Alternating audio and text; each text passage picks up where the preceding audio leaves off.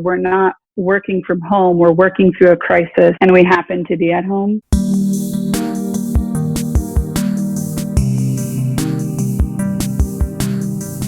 Hey there, everybody. Welcome to the Career Therapy Podcast with your host, Martin McGovern. Today, we have with us Emily Drake. And Emily, according to your LinkedIn profile, your headline says you are a career fulfillment strategist, creating structure and inspiring hope along professional journeys.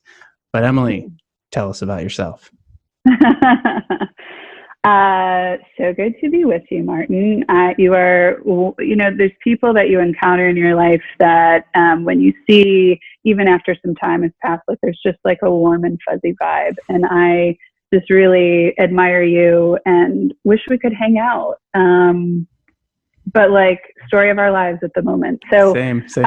Really grateful for this virtual opportunity. And, I, as a woman in the world and as a human being, am grappling like everyone is to, stay connected, but also, practice some things for myself and improve myself. So, career fulfillment strategist feels like it's still on point. That LinkedIn headline and profile, it's like, oh, right, LinkedIn, I should look at that more. But I'm grateful that how you introduced me still remains very relevant to what I'm doing now, 5 years into this journey of being an entrepreneur and operating in a space where I function with a mental health hat on for the conversation about work and what it means to us.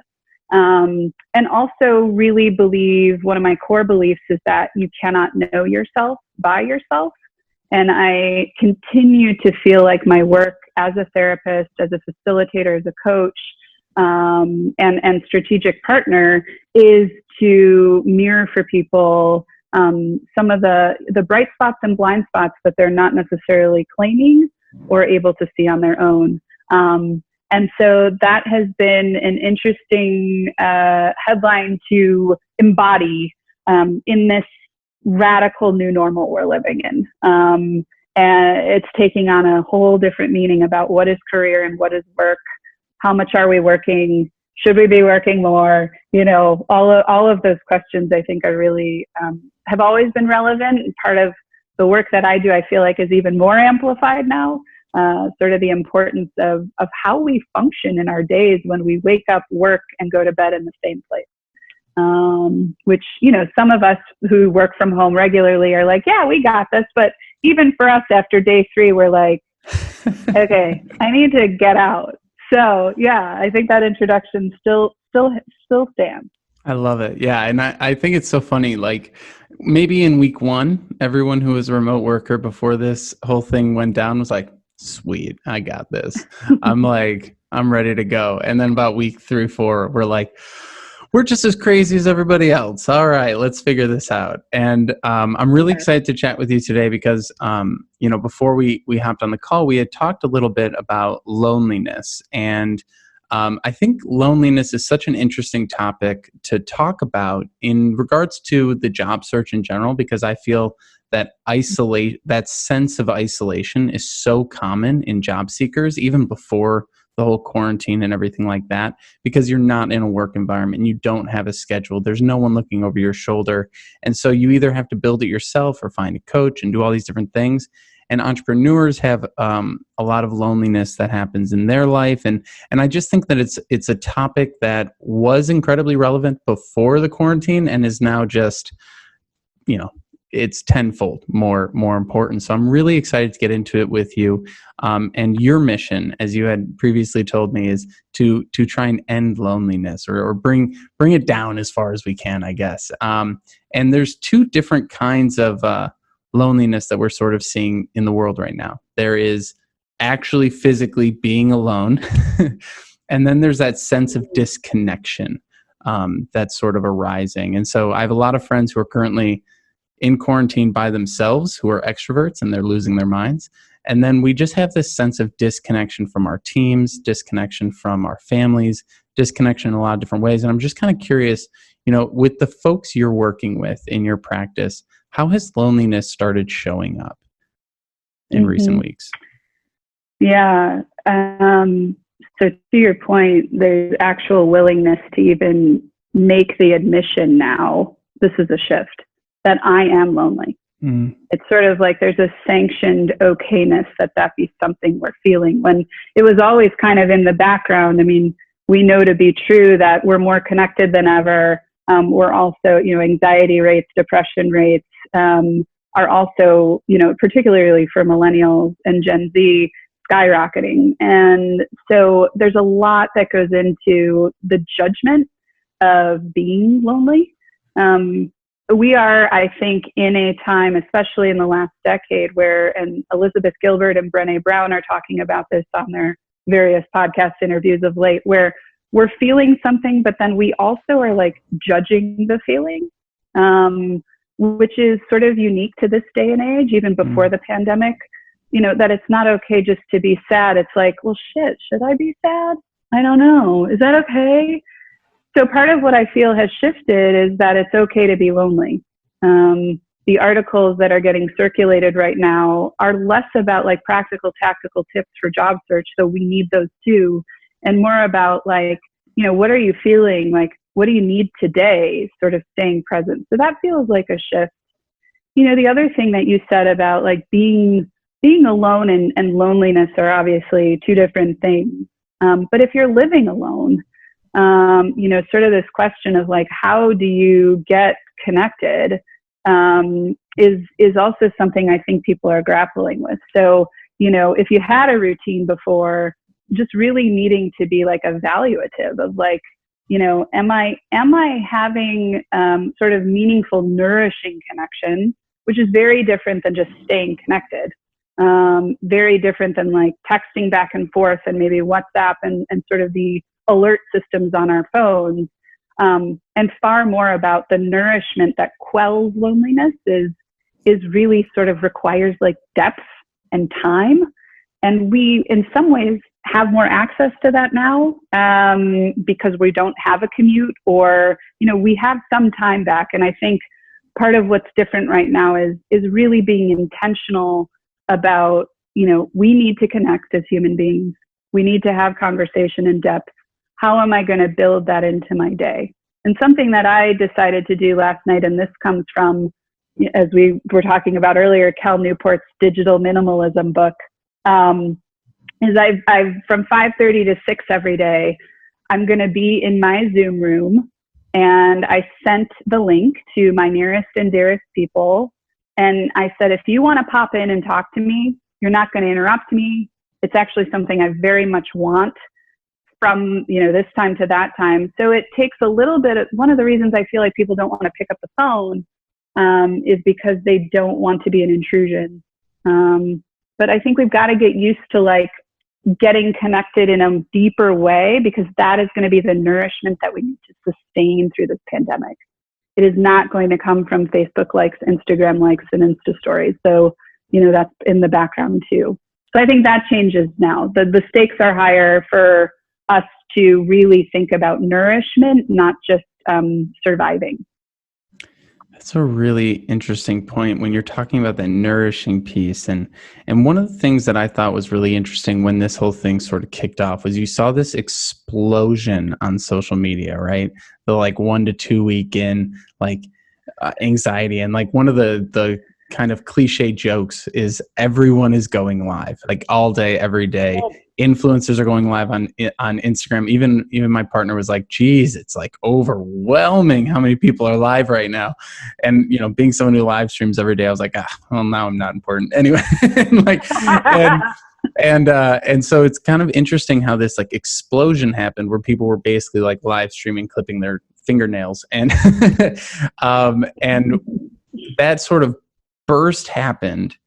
And it's one of those things where, our initial reaction to this isolation is to go to the social media channels, right? But we have already known for years and years and years, speaking of digital minimalism, that doesn't actually make us feel better. It actually makes us feel worse. And one of the things that I noticed as every other coach in the entire world started doing live streams in response to the pandemic, the first thing I started feeling was guilt that I wasn't doing more. And I think that showed itself by me doing like an 8-hour live stream and all this crazy stuff. But then that calmed down because the burst ended.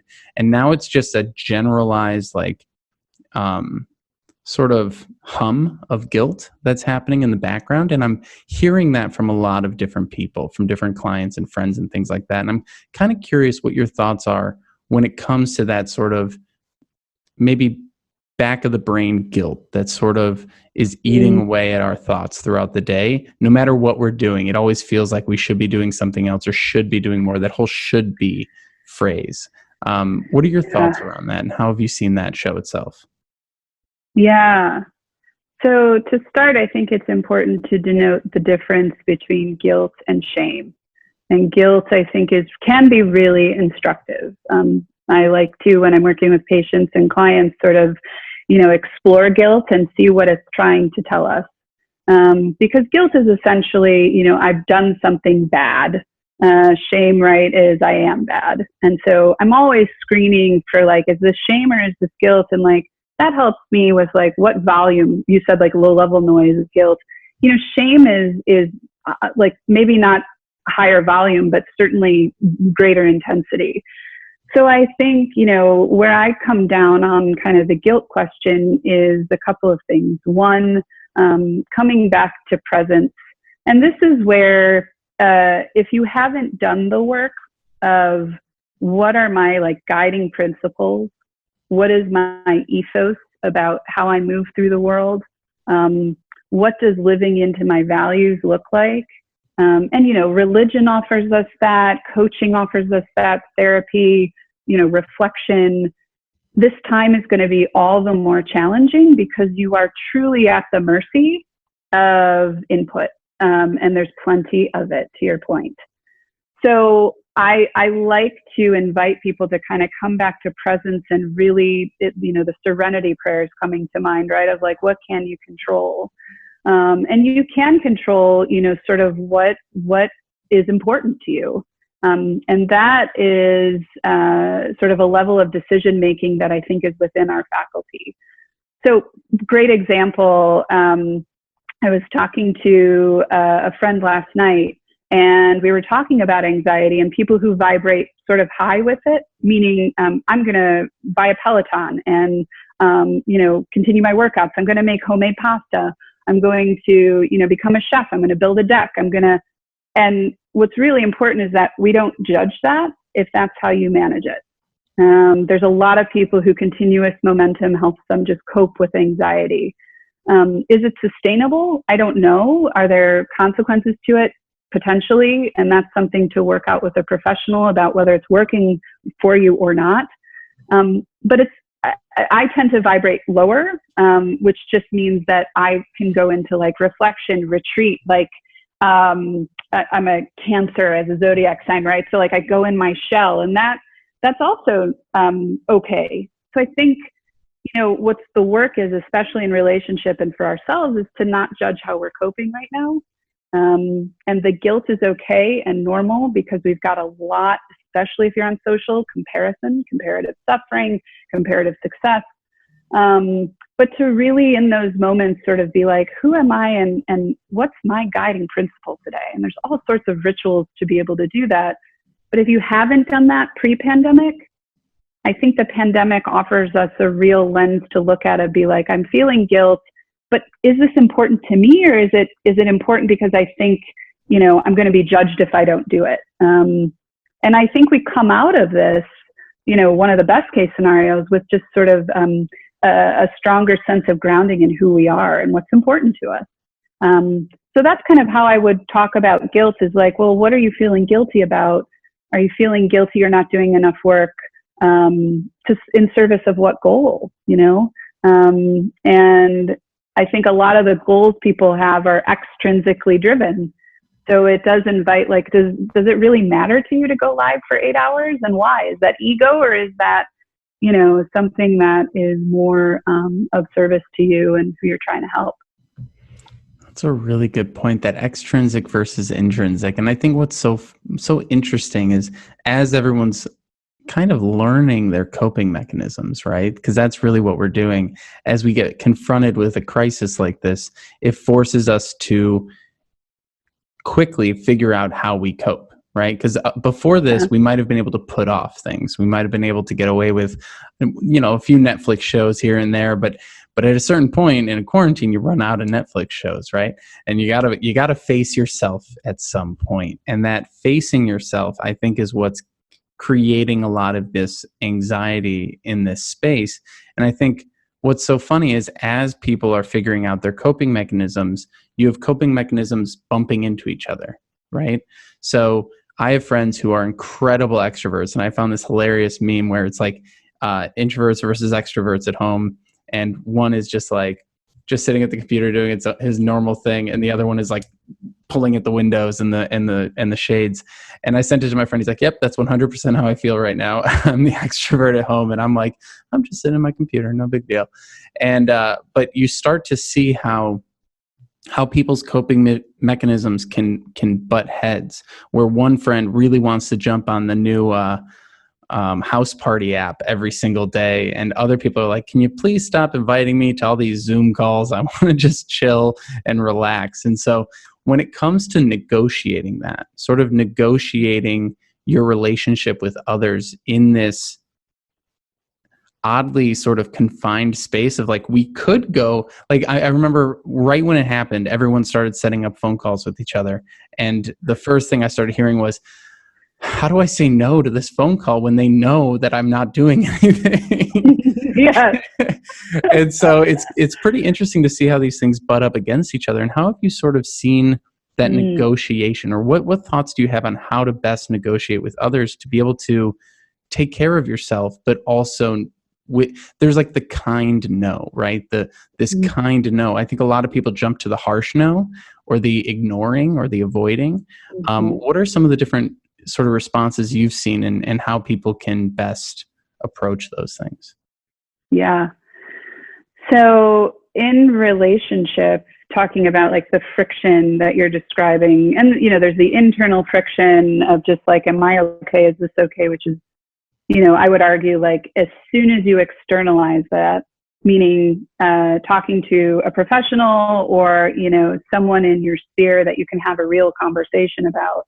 I'm always inviting people to like get out of their own head with stuff. And that doesn't mean you externalize everything, but again, back to this fundamental ethos of like, you can't know yourself by yourself, like out yourself, like out some of the crazy.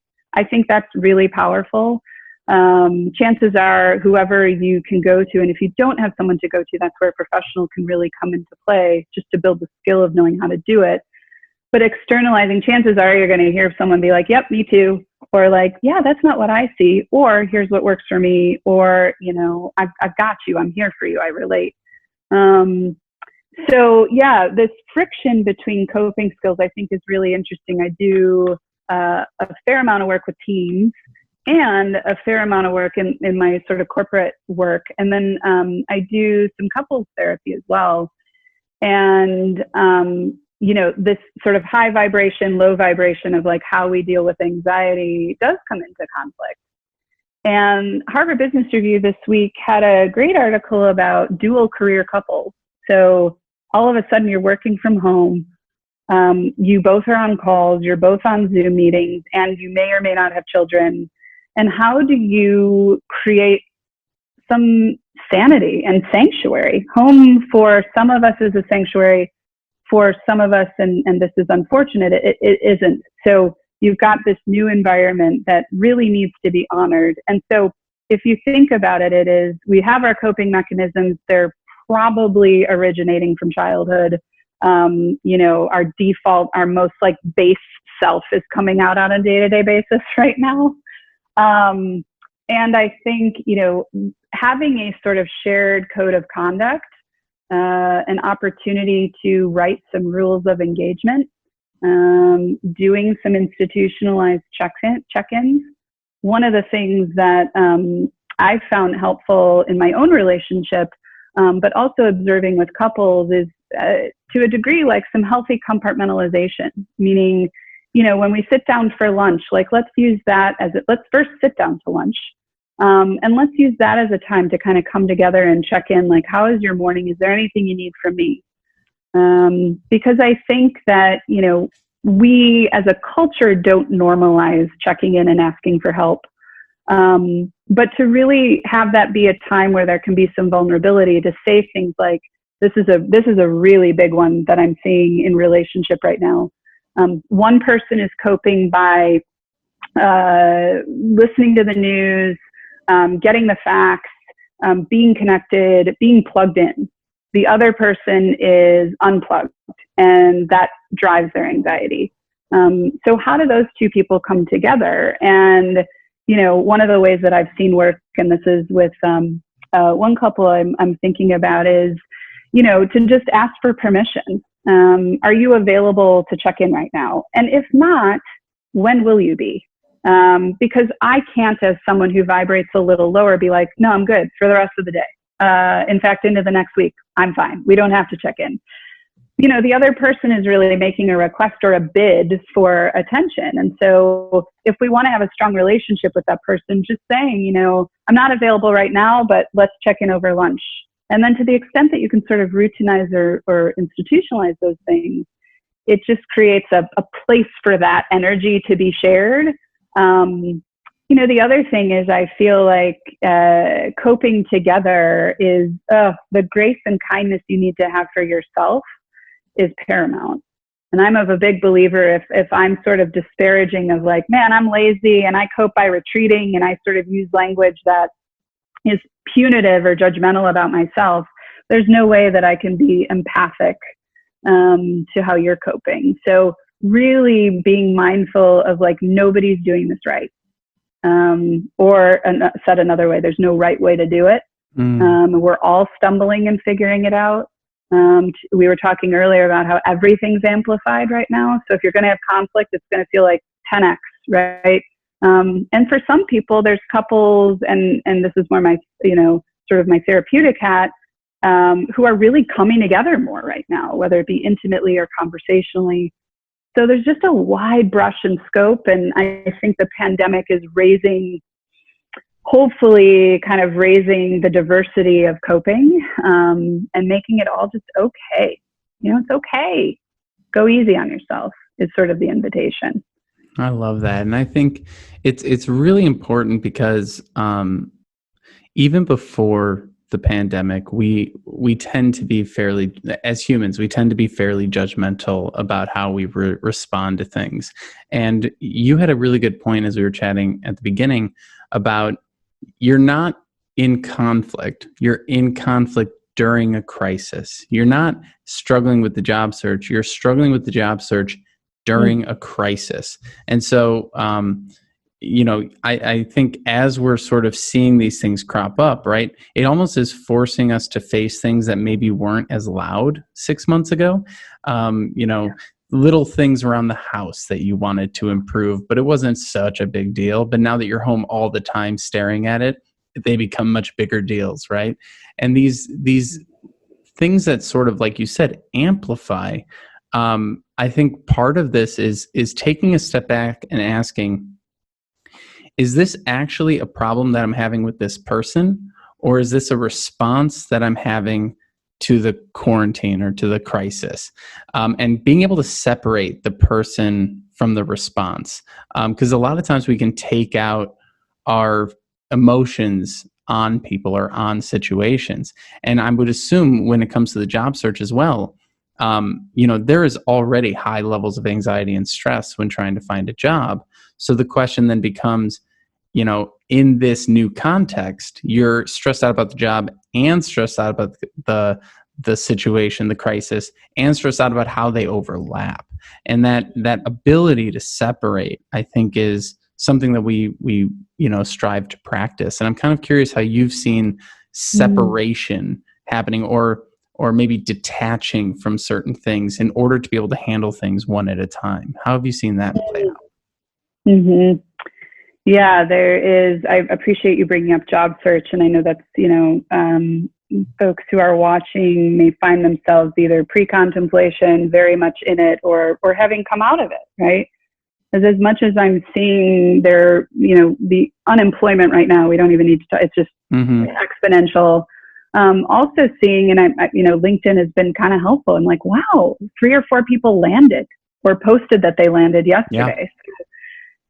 I hesitate to say, I think part of what hiring managers, recruiters, organizations at large are grappling with is like, there's just so much what's happening right now that I'm seeing is like, there's so much brainstorming, ideating, like philosophizing, thinking that it can be paralyzing. Like, do I keep going, or how do I change my tactics? And the answer is like, and I consider myself to be an expert in a couple of things. I'm saying I don't know a lot. There's sort of a shared experience, and I think it's important for people looking for work and people who are hiring to kind of have some humility about this. Like, we've literally never done this before. So, compartmentalizing the fact that, like, first of all, we've also never shared an experience like this before. So if you're looking for a way to connect with someone, I would sort of say, like, if you're taking notes right now, like, copy down what Martin's asking me and let this shared experience be a way for you to connect with other people, including employers, including people that you might be kind of networking with in service of making your career advance. And so, compartmentalizing the fact that you are having your own experience right now, and potentially really allowing this to be a moment of like shared experience. You inherently have something in common with everyone you talk to, which is sort of the great equalizer of all this, the pandemic. But I think, the what's going on in the world and what's going on with me, part of what I've noticed about myself is I'm very ego focused right now. Like, I'm like, that's the danger, right? We're in our houses, it gets microscopic. I'm like, I got to Swiffer my floor. I'm just focused there. Every morning when I journal lately, it's been like zoom out. And the only way that I can zoom out is in conversation. And so that raises the stakes for me of connecting with what I call, sort of my inner circle, and having them tell me things like, my father was diagnosed with pancreatic cancer this week, or I landed a new job this week, or because those sorts of things signal normalcy for us when nothing's normal. People are still getting jobs. People are still, grieving things that are very time bound when we're all grieving in another way. But yeah, I guess that would be, as I think about compartmentalization, what's been a service to me and kind of what I'm noticing in my clients is, the ability to make it a bigger than you sort of experience, while also honoring your experience. And that is a new skill too, because we are, as Americans in particular, really obsessed with self-sufficiency, and self-analysis, and we call it navel gazing, right? Sometimes the patients in therapy will be like, really, I'm going to talk about myself for an hour. This feels a little excessive, right? So the invitation is, talk about, like, be in your process, but I think zooming out is critical, for sanity, now especially, but always.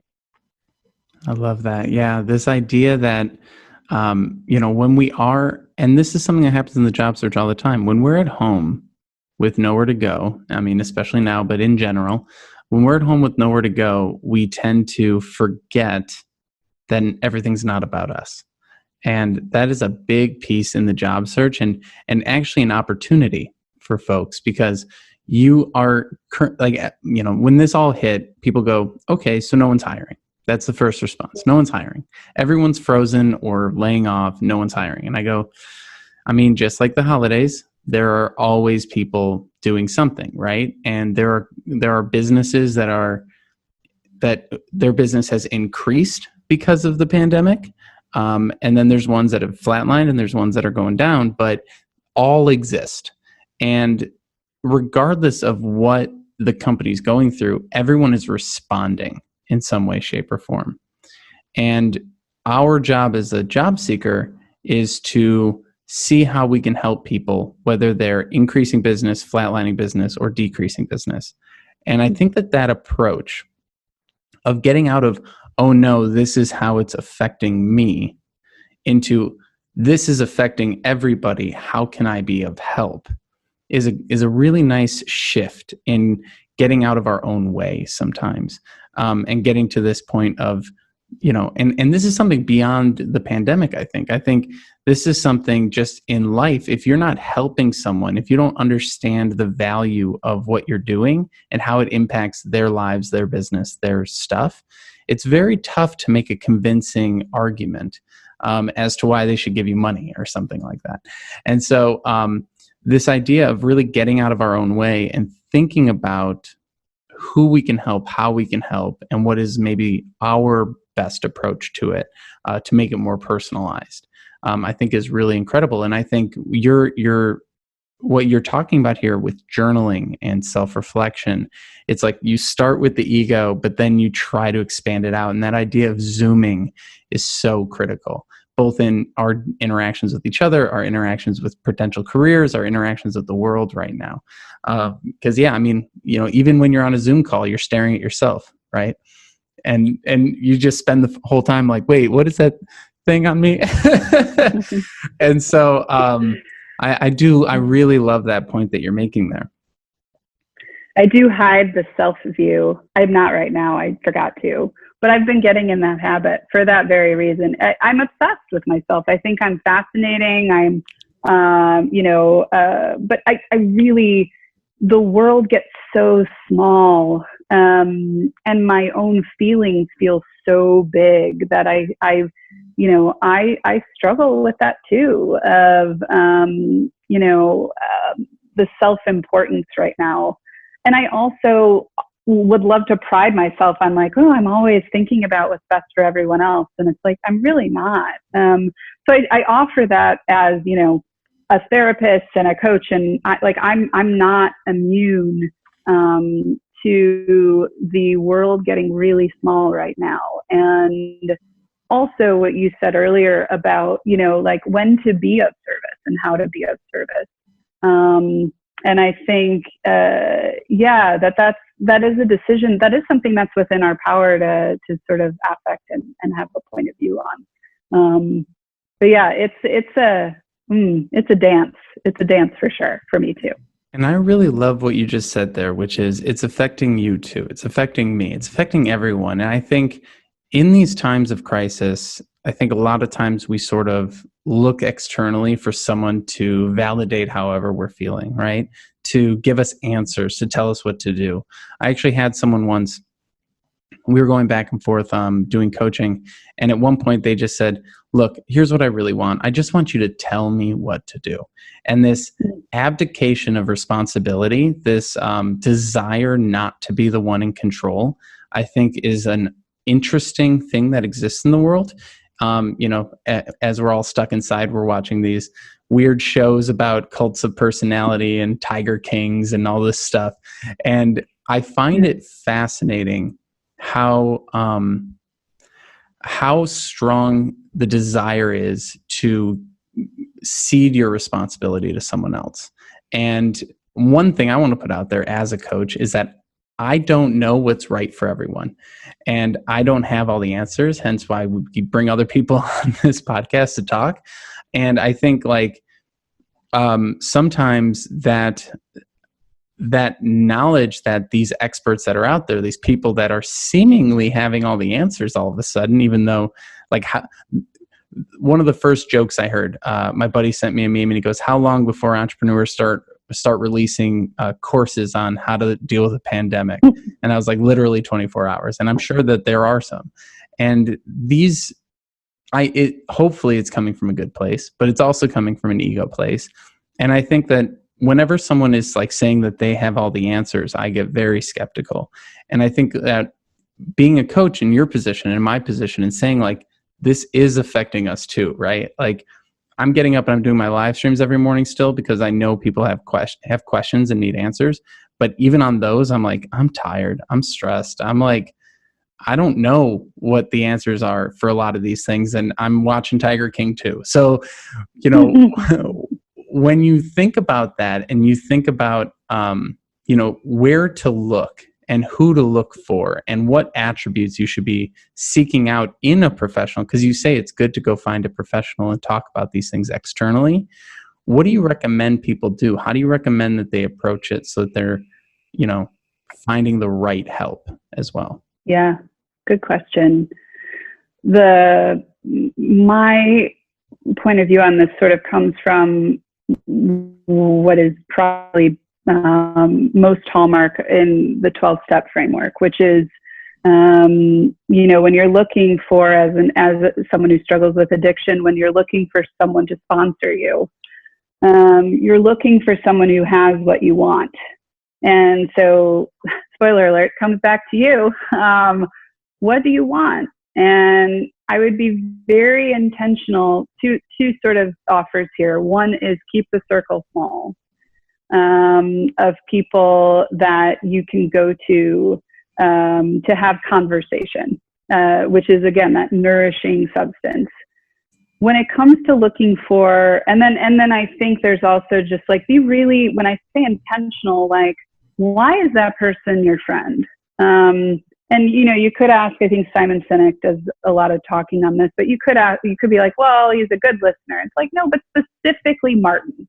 Like, why is Martin your friend?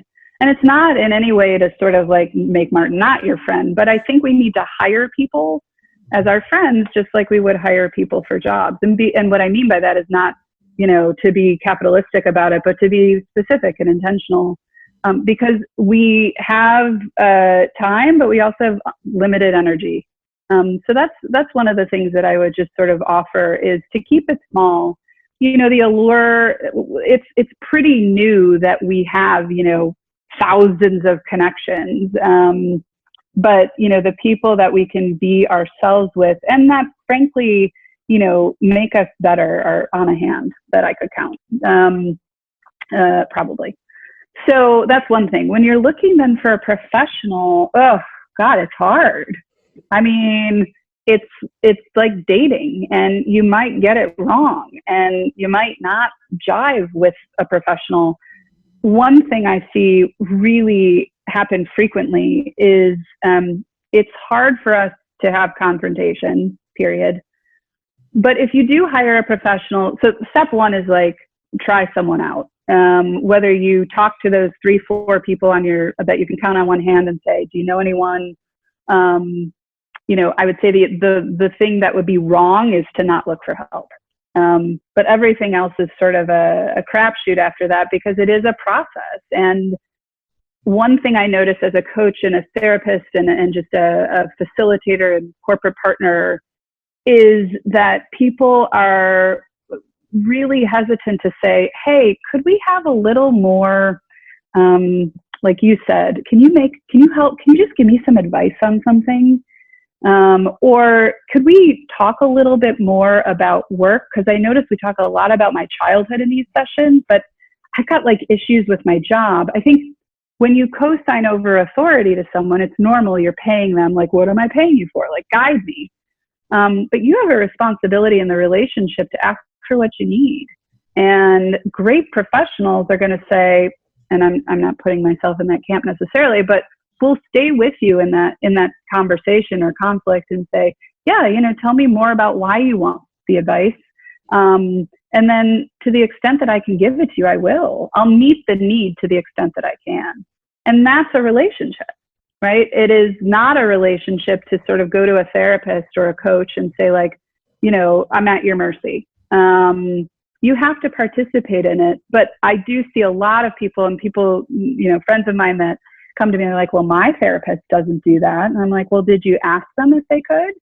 And it's like, oh, I can do that. And it's like, yeah, you can definitely do that. Therapists are people too. Coaches are people too. And gone are the days, and I'm so relieved by this, of like me needing to be like an empty chair, of like a totally objective.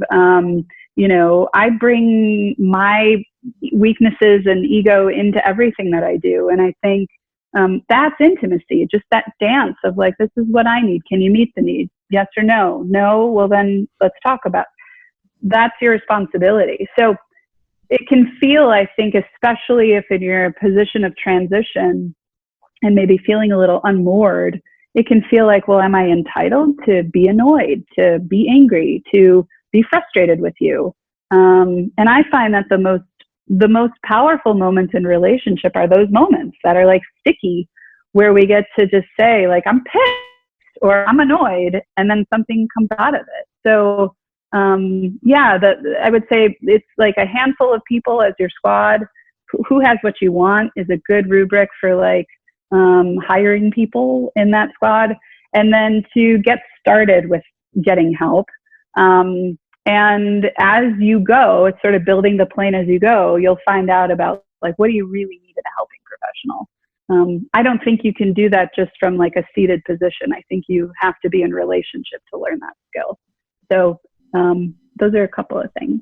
I love that. Yeah, it reminds me of the average of 5. You're the average of the 5 people you spend the most time with. And that's a concept that for me was, very altering in the folks I surrounded myself with and the direction I was heading. And I think, one of the things that this is exposing is maybe even some of the negative sides of the people that we are in connection with and think that we have, strong connections with. And you sort of see how people react and who cares about other people. Are they still just going out and touching everything? And, there's those horrible human beings that are on social media, like coughing on fruit at stores and all that kind of stuff. And, it really does, tension brings out, some of your core self, like some of the stuff that maybe you've been able to put a shield up on. And I think it's interesting to sort of see how people react under pressure and maybe not be judgmental about it, to your point, but to be aware of it and to take note of it and then respond appropriately. And your point of, you have to say it, you have to articulate the things that you're feeling. And I think one of the toughest things about going through this, and you're really encouraging me to get back to journaling, is saying what it is in words, right? We don't always have a very good vocabulary for what's happening. I think there's God knows how many emotions, but typically there's like 3 that people can articulate. There's anger, happiness, and sadness. And usually people can only really articulate 2 of those. I'm good right now, or I'm super angry. And those are the 2 frequencies that I play in. And I think expanding that vocabulary is so important. And we can only do that by what you've said, talking to people, writing it down, getting it out of our head, trying to find the words. Hell, pick up a thesaurus. I don't know.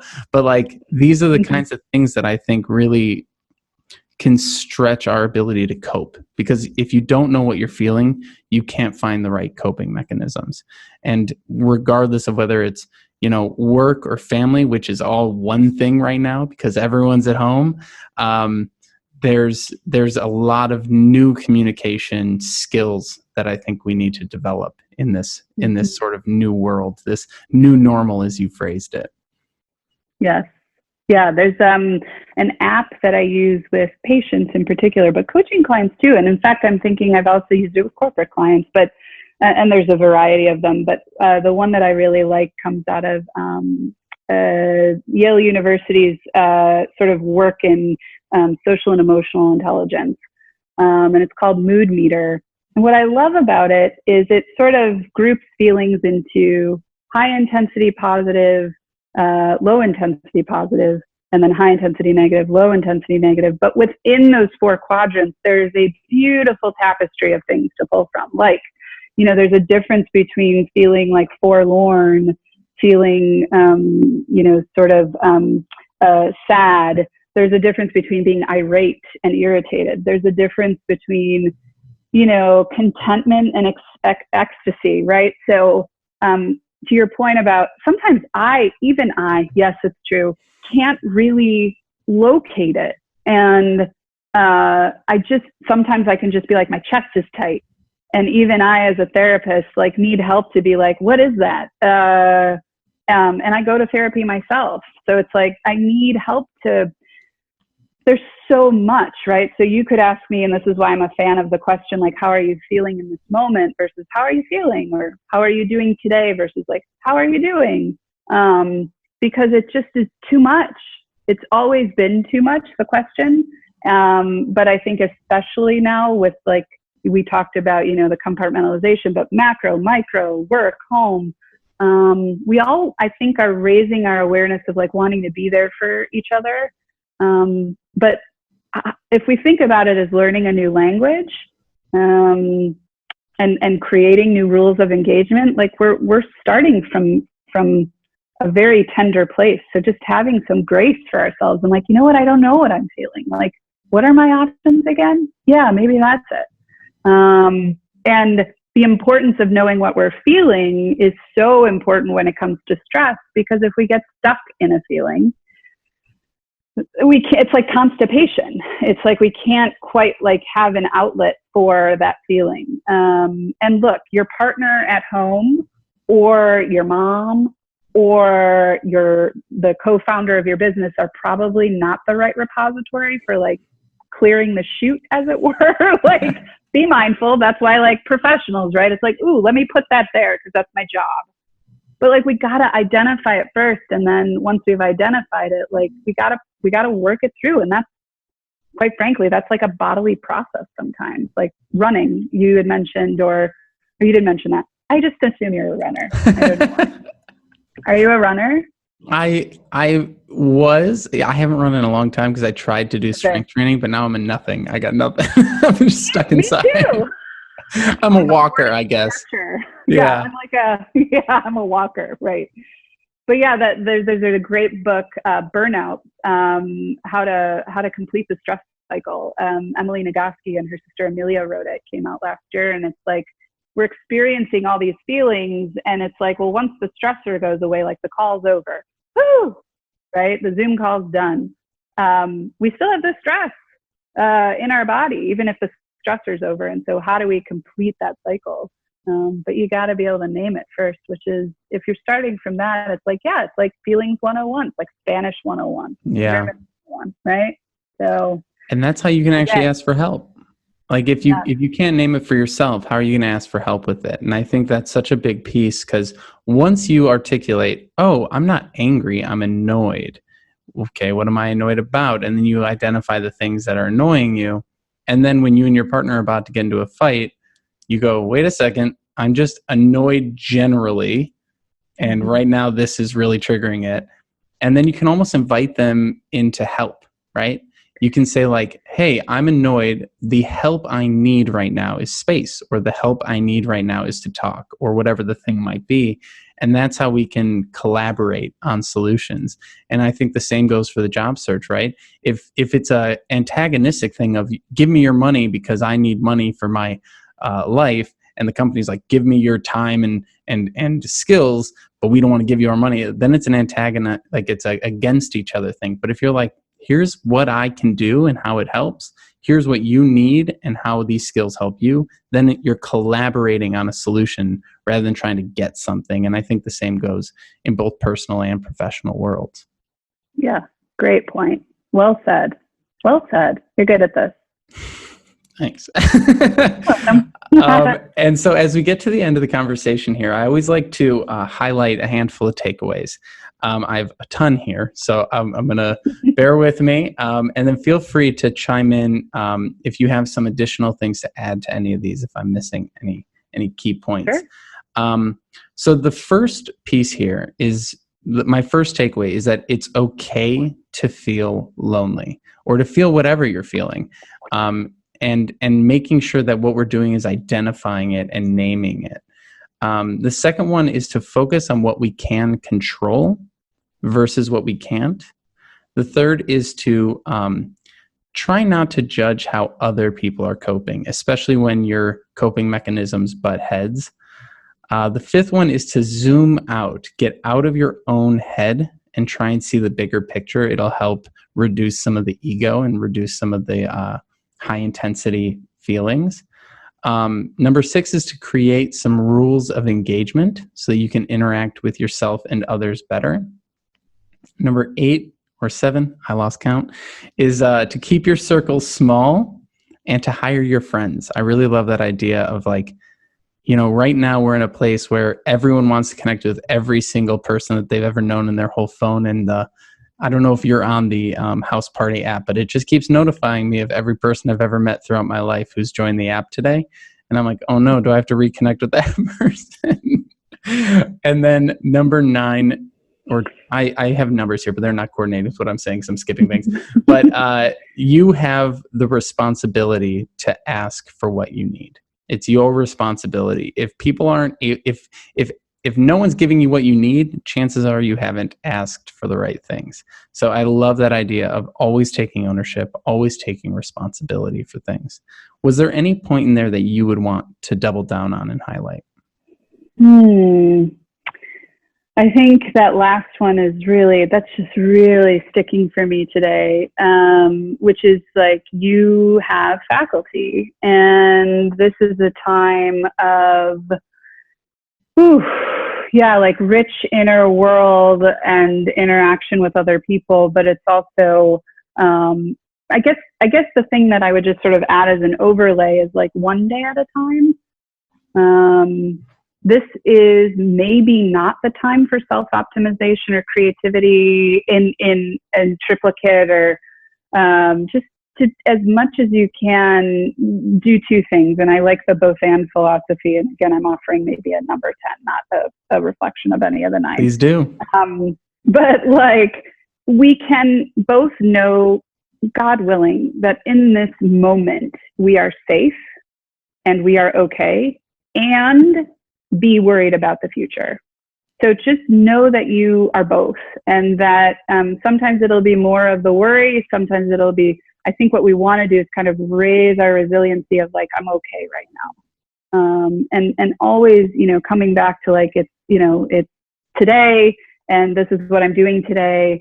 And I think journaling is such a great tool for that, because it gets us in like, oh man, I did that today, or that is in service to my values. So no, the presence thing, and then the both and, we're so nuanced as human beings. Like, we're never one thing, which I love. But a lot of people are like, yeah, please, like, tell me what to feel, because it's overwhelming. So, and then the last thing would just be like, be kind to yourself, and be kind to the people around you to the best of your ability. You're going to mess up. You are going to hurt people. You're not going to mean to. You can repair it. It's okay.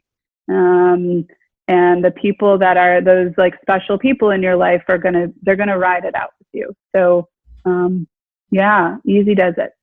I love it. I love it so much. And as we come to a close here today, I want to say thank you so much for joining us, Emily. Where can folks find you online if they want to learn more or get in touch with you? Yeah, so I'm currently on a digital minimalism detox. But my email, so let me give that first, is emily@thecollective-academy.com. You can email me there. I'd love to correspond with people there. If you want to follow me in a more passive way, happy to do that. My Instagram handle is @EMDRAKE, @MDrake. And then you can find the Collective Academy on Facebook and Twitter at Find Collective. So that's where you can engage with some career resources. Or if you're interested in leadership development programming for yourself, I will say a lot of corporations right now are like, we want to give people something, but quite frankly, we don't know what to do. Yeah. So if you're looking for a job in that world, or if you've always thought about, maybe I could market my services in a non-traditional way, there's going to be a great need. And I think for helping professions, our work really starts a few months from now, when everyone has sort of forgotten what we've talked about today and is back to business as usual in the new normal. Mm-hmm. Our job is to help people stay on track with what we've discussed today, because it's meaningful, right? So those are a few ways. That's wonderful. I hope everyone tracks you down on all those locations. And I just want to say thank you again for joining us today. This was a wonderful conversation and a wonderful time. And I hope you take care of yourself. Thank you, Martin. I loved it, and think the world of you. So thanks for having me.